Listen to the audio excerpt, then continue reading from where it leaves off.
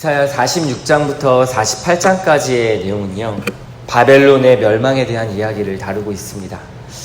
유다를 멸망시킨 바벨론이 이제는 곧 페르시아에게 망할 것이지만, 바벨론의 포로로 끌려갔던 이스라엘 백성들, 유다는 구원을 얻을 것이란 소망의 메시지를 전달하고 있는 것이 바로 이 46장부터 48장까지의 내용입니다. 소망이 보장되어 있다면 그 삶은 아무리 고단할지라도요, 이겨낼 힘이 생기잖아요. 이스라엘을 향한 하나님의 사랑은 심판과 몰락으로 끝날 것만 같았었지만, 신실한 하나님은 그들을 이끌어내실 것이란 소망을 주고 계신 것입니다. 그래서 1절에 보면 벨과 느보라는 이름이 나오고 있는데요, 벨은 바벨론이 주로 섬겼던 신 마르둑을 의미합니다. 마르둑 신을 가리키고요, 그리고 또한 그들을 지키는 민족 수호신이었던 그 마르둑의 아들신, 그 이름이 바로 느보라는 이름입니다. 쉽게 얘기하면 바로 바벨론에서 섬겼던 신들의 이름이지요. 그런데 이 바벨론을 수호하던 이 신들이 엎드러지고 구부러졌다라고 표현하는 것이 1절의 내용입니다. 바벨론을 지켜준다던 그 신들이 굉장히 비참하게 가축들의 등에 실려서 전쟁의 전리품으로 끌려가는 모습을 보여주고 있는 것이죠. 바벨론을 보호하기는커녕 짐승들의 무거운 짐만 되어버렸다고 하나님께서는 이들을 조소하고 조롱하고 계신 것입니다. 인간의 손에 만들어지고 인간의 손에 끌려가는 신은 참신이 아니죠. 참신은 인간의 손에 만들어진 그러한 것이 아니라 자신의 손에 인간을 지어낸 분이 바로 하나님입니다. 그리고 자신의 피조물인 인간을 끝까지 책임지고 끝까지 보호하시는 분, 그러한 능력이 있어야만 하는 분이 참신이라고 성경은 이야기하고 있는 거예요. 그래야 참신이라고 말할 수 있다라는 것입니다. 우리가 인간 손에 의해서 지어진 것들을 의지할 때가 참 많이 있지는 않습니까? 물질도 부귀도 문화도 그리고 권력도 대부분 인간이 의지하는 것들이 바로 인간의 손에 의해서 만들어진 것들입니다. 이것들은 결국 인간을 끝까지 책임져 줄 수 있는 그러한 신과 같은 역할을 하지 못하는 것이죠. 그래서 여호와 하나님께서는 이스라엘 백성들에게 이렇게 말씀하십니다. 백성들아, 나의 말을 들어라. 너희는 태어날 때부터 나의 품 안에 있었다. 그리고 나는 너희를 계속해서 품고 다녔다. 나는 너희가 늙을 때까지, 또 너희가 백발이 될 때까지 너희를 품에 안고 업을 것이다. 내가 너희를 만들지 않았니?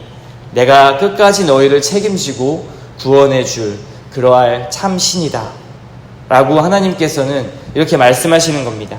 이스라엘을 멸망시켰던 바벨론의 신 마르둑과 그리고 느보는 결국 하나의 전리품이 될 수밖에 없다라는 것입니다. 하나님은 우리를 지으셨고, 그리고 그렇기 때문에 끝까지 우리를 안아서 품어주실 것이다 라고 말씀하시는 거예요. 여기서 품다라는 히브리 원문의 뜻이 또 다른 뜻이 있는데요, 무거운 짐을 매다 그리고 담당하다 라는 뜻이 또 함께 있습니다. 우리를 품어주신다라는 그 의미는요, 우리가 백발이 되어서 늙을 때까지, 다시 말하면 태어나면서부터 우리의 인생이 끝날 때까지 하나님께서 우리의 무거운 짐을 대신 메어주시고, 그리고 우리의 고난과 어려움을 대신 담당해 주시는 분, 그러한 뜻이 있습니다.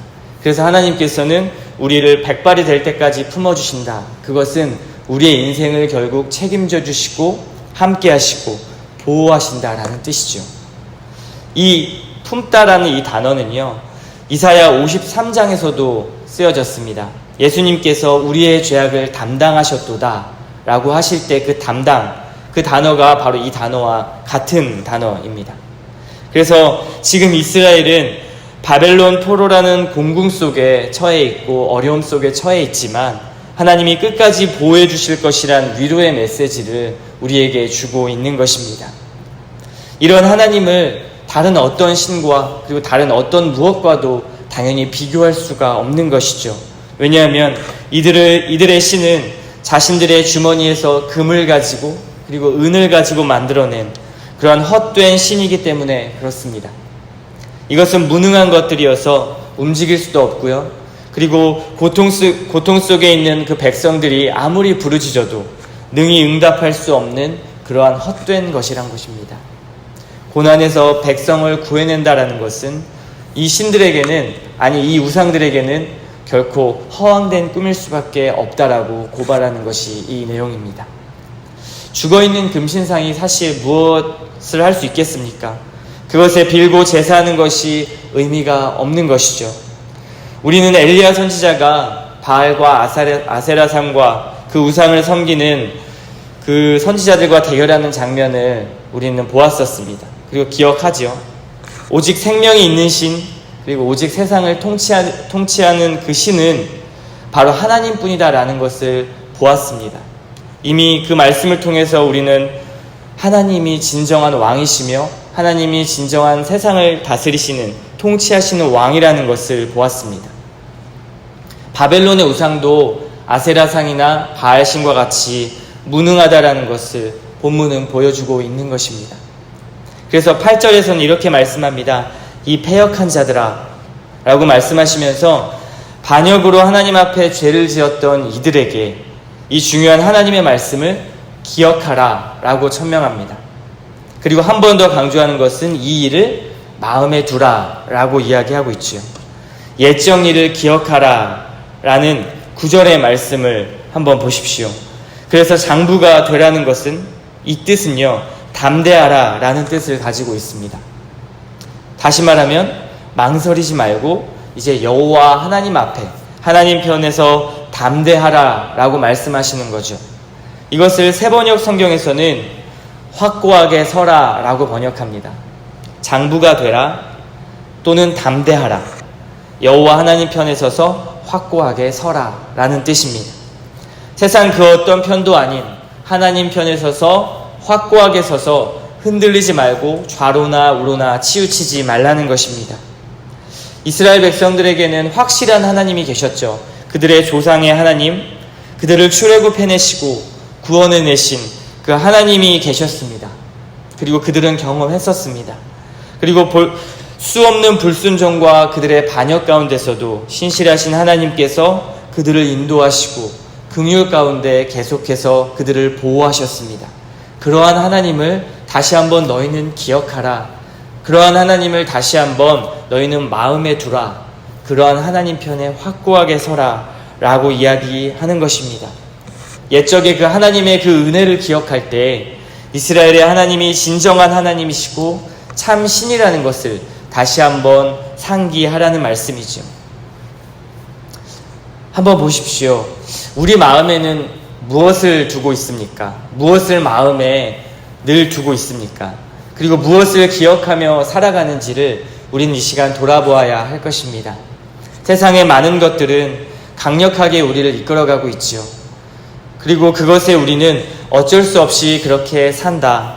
세상의 흐름이 그런데 나만 바보가 될 수는 없는 거잖아요. 세상 살아가려면 어쩔 수 없지요 라고 스스로 자위해서는 안 된다라는 것입니다.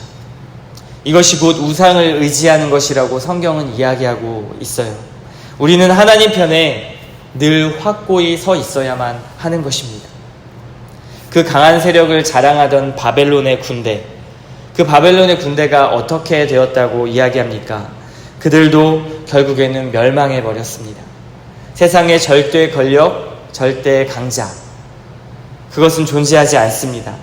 천년의 로마 통치도 무너졌지요. 왜냐하면 세상을 다스리는 절대의 주권자, 그리고 세상 위에 계셔서 자신의 뜻을 이루고자 하는 분이 계시기 때문에 그렇습니다. 우리가 그러한 분의 통치 안에 산다면 무엇이 두렵겠습니까? 그래서 하나님은 10절에 말씀하고 계신 것이죠.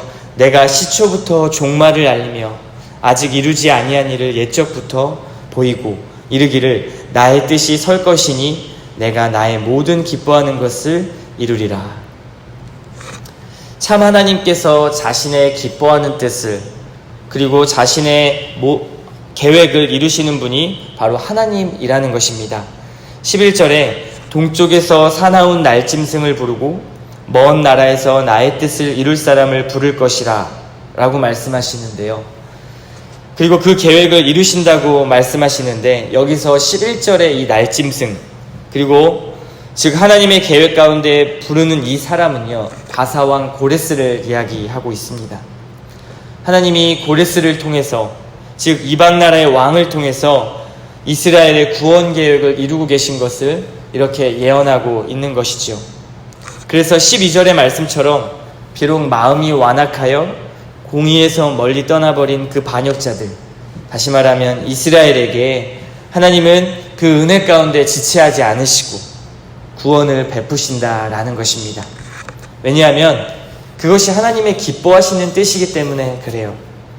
바로 진정한 참신이시고 왕이신 하나님은 자신의 영광인 이스라엘을 위해서 그리고 세상에 하나님의 그 영광이 드러나시기 위해서 그 구원을 베푸신다라고 이야기하고 있습니다. 하나님의 기뻐하신 뜻과 그 계획은 결국엔 이스라엘을 구원하시고 이스라엘을 통하여 영광 받으시는 그 계획에 있다라는 것입니다. 하나님의 뜻은요 반드시 설 것이고요. 그리고 하나님의 계획은 반드시 이루어집니다. 그것이 하나님의 뜻입니다. 왜냐하면 하나님은 만물의 창조자이시고요. 우리를 만드신 분, 우리의 아버지 되신 분이기 때문에 그렇습니다.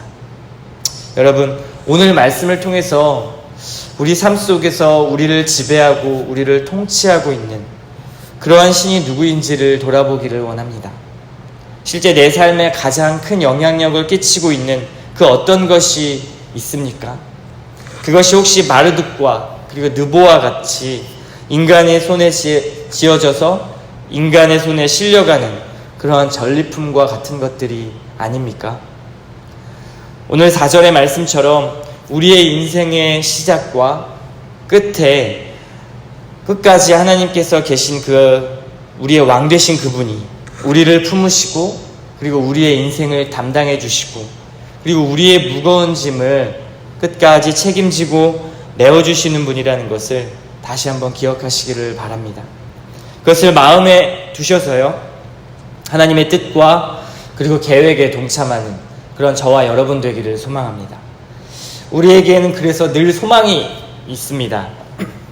현재의 고난이나 장래의 고난까지도 보장된 보호하심과 그리고 인도하심이 우리에게 날마다 있습니다. 그래서 하나님은 우리에게 이렇게 말씀하시죠. 너무 애쓰지 마라. 너무 애쓰지 마라. 내가 대신 담당하며 내가 대신 메워줄 것이다.